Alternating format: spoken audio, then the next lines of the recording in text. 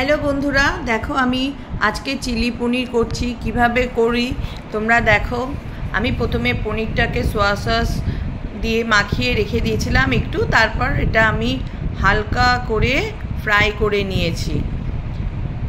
হালকা করে ফ্রাই করে তারপর তুললাম। এরপর আমি কড়াইয়ের মধ্যে রসুন আর আদার কুচি দিয়েছি, দিয়ে এটাকে একটু করে লাল মতন করে ভেজেছি। তারপর পেঁয়াজগুলো বড় বড় করে কেটে নিয়েছি, কেটে পেঁয়াজগুলো হালকা ফ্রাই করে ওর মধ্যে একটু হলুদ দিয়ে দিয়েছি। হলুদ দেওয়ার পর নাড়াচাড়া করে আমি ক্যাপসিকাম আর টমেটো কুচিটা ওর মধ্যে দিয়ে দিলাম।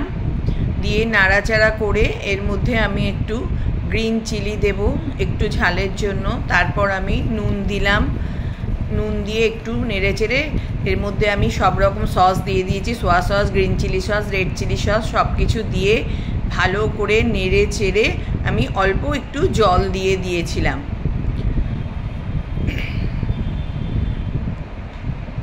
অল্প একটু জল দিয়ে তারপর জলটা যখন ফুটে উঠেছে তারপর আমি এর মধ্যে পনিরগুলো অ্যাড করে দিয়েছি।